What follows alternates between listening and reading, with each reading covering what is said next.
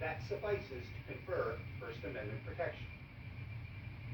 The court then applied strict scrutiny, concluding that the state's interest in preventing physical and psychological harm to minors was insufficient under the First Amendment. California had tried to escape strict scrutiny by arguing that violent video games were akin to, or a kind of, obscenity, and thus entitled to no First Amendment shelter at all. The court rejected the comparison to obscenity and added that a new category of proscribed speech, and I quote, may not be added to the list by a legislature that concludes certain speech is too harmful to be tolerated.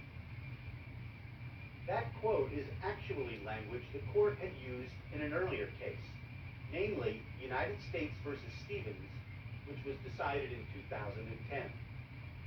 In the Stevens case, an 8-1 majority of the court declared unconstitutional the federal government's efforts to ban the sale of so-called crush videos, or videos in which small animals are stepped on and crushed by people. Ooh. The government had argued that depictions of animal cruelty as a class of speech or expression are categorically unprotected by the First Amendment.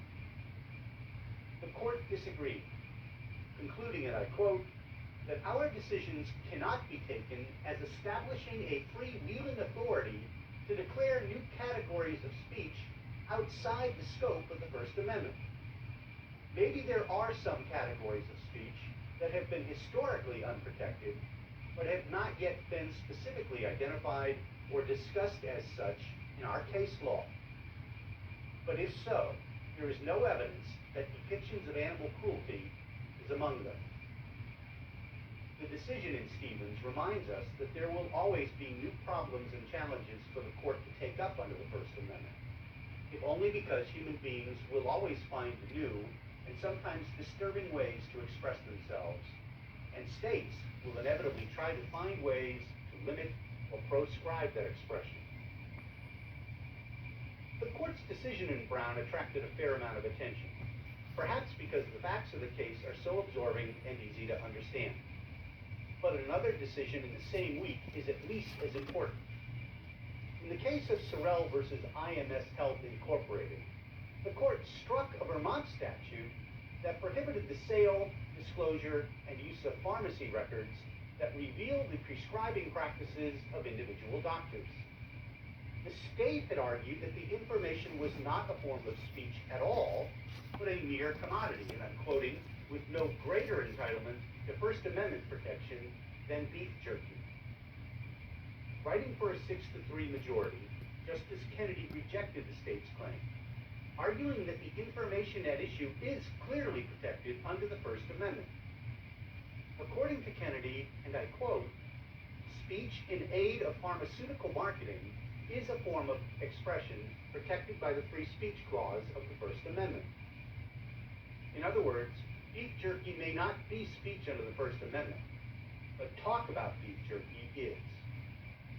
Kennedy went on to note, and I quote him again, that facts are the beginning point for much of the speech that is most essential to advance human knowledge and to conduct human affairs. As a consequence, he said, Vermont's statute must be subjected to heightened judicial scrutiny. The law cannot satisfy that standard. These cases seem strongly to suggest that the court's inclination when considering the application of the First Amendment to new technologies of communication is to utilize existing doctrinal frameworks. In other words, the court tries to use existing rules and analytical frameworks when it considers the application of the First Amendment to these new technologies. One can't help but wonder if this isn't how many of us adapt to new and unfamiliar technology. Perhaps there is a great courses lecture series that considers this very question. This leads us to our second question. How, if at all, does the First Amendment apply to the Internet? There are many issues we might consider here.